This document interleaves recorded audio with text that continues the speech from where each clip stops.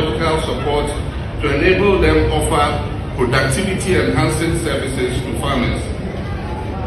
By empowering young people to engage in agricultural ventures as profitable businesses, we envision a thriving agricultural sector that contributes to both economic growth and sustainable employment generation. We will also expand investment in the fintech and digital spaces, both in payment platform options, but also in other sectors like agriculture. I met the fintech community recently, and they offer services from like church collections. There's a fintech that has created a platform for churches, and so they're able to make their payments online, pay their tithes online using the payment platform. But there's also a fintech that has registered farmers growing soya bean, and it gives them the seeds and the inputs, and then it gives them microcredit using their payment platform. And at the end of the farming season, when they have harvested, they buy the crops and pay them using their payment platform. It's a more efficient way of getting inputs to the farmers than the planting for food and jobs, where you just send the fertilizer to the regions and you go and find hairdressers and dressmakers selling fertilizer to farmers because they have political connections. They get the fertilizer and the farmers don't get the fertilizer. And so we'll give tax incentives also to agricultural, especially agribusiness ventures. And as I said, in every region, we're going to establish an agro-industrial zone. Government will acquire the land, will do the road, will bring the water, the electricity, everything there. So anybody who wants to set up a cassava processing plant, a cashew processing plant, any agro-industrial business, you will have land ready to set up.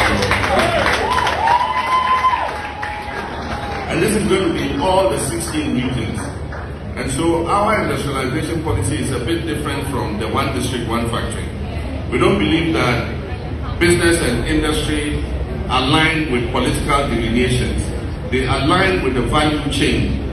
And so you must put cashew processing plants in Bono and Bono East region, because that's the area where they produce the most cashew in this country. And so you tailor the industry to the comparative advantage they have in terms of their production. And so we'll do these agro-industrial zones and put those processing plants there so that young people can set up their businesses and get employment to do. We'll create a database and a dashboard that allows young people to enter their qualifications so that at any one time employers can go into that database, and if they want a particular skill, a certain qualification in accounting, they'll be able to see all those who have those qualifications, the schools they attended, the year they completed, their experience, everything. And if they take any person from that youth database and employ him, we'll give them a tax incentive for employing that young person. And there'll be a dashboard that shows every person employed. The dashboard will continue to show how many people have been employed out of that database. Mr. Chairman, mining is another area where we can create a myriad of jobs. It's a critical sector in our economy and provides significant employment opportunities for our young people.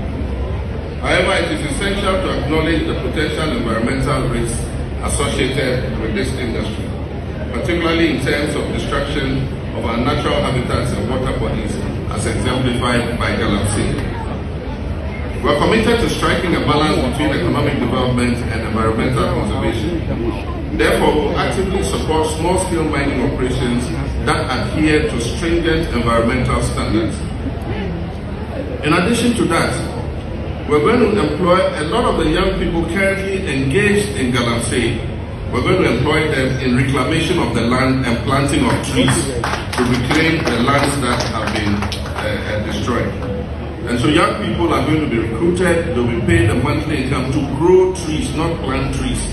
Tree planting, we just go and put a tree there, nobody ever goes back to see whether it has thrived or not. These will be engaged in growing the trees. They'll plant the trees, and every day they'll go and check on the trees. During the Hamatan, they will have aboboyas with polytanks in the back, they'll go and water the trees to make sure that the trees are growing.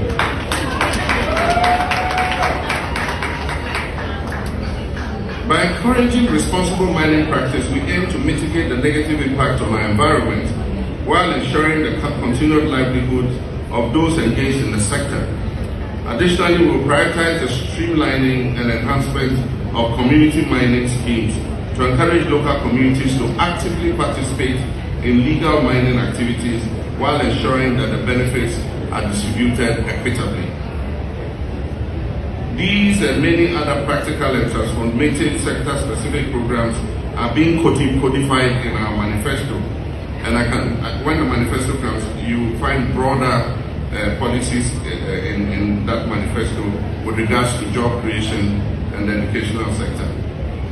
There are other aspects of the education sector which I have announced earlier during our building Ghana tour, which includes the policy that for every new school that we build, it must mandatorily come with teachers' accommodation. And so we're not going to allow the building of primary schools without accommodation for the teachers.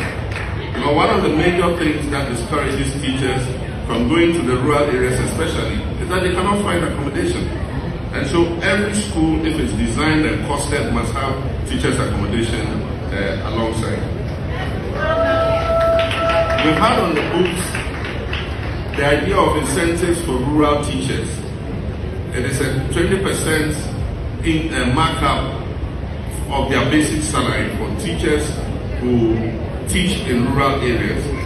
The difficulty with implementing it has been how to identify what a rural area is.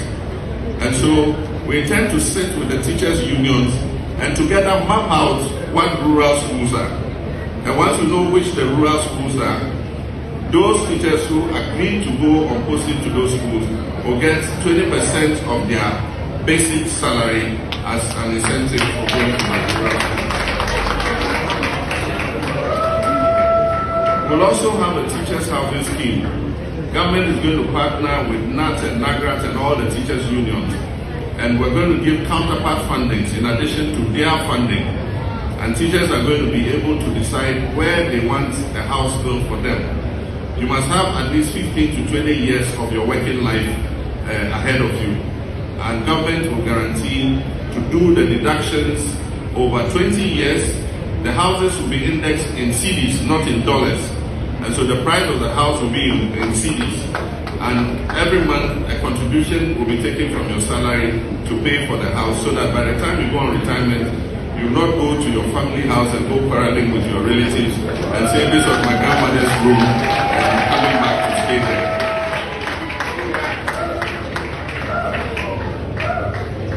While it is understandable that the poor performance of this government and the unmet expectation by the political class may have given rise to apathy and skepticism amongst young people, including students, about the future of this country, failure to take interest in national affairs will have the effect of entrenching the problems and worsening the already dire situation in which we find ourselves.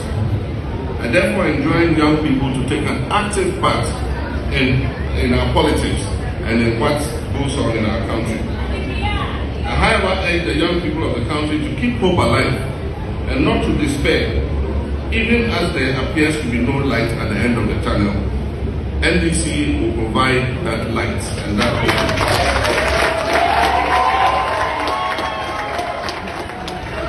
I can assure you, the young people of this country, that a new dawn is on the horizon, and that the next NDC government will work tirelessly to restore the economy to a sound footing, so that you can find jobs and be able to live decent lives. And as I emphasize, the next NDC administration will averagely be the youngest cabinet ever in the history.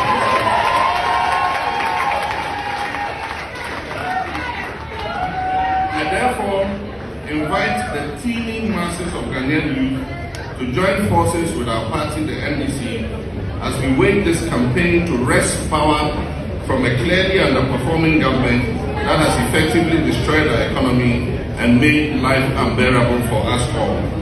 Ladies and gentlemen, I thank you very much for your time.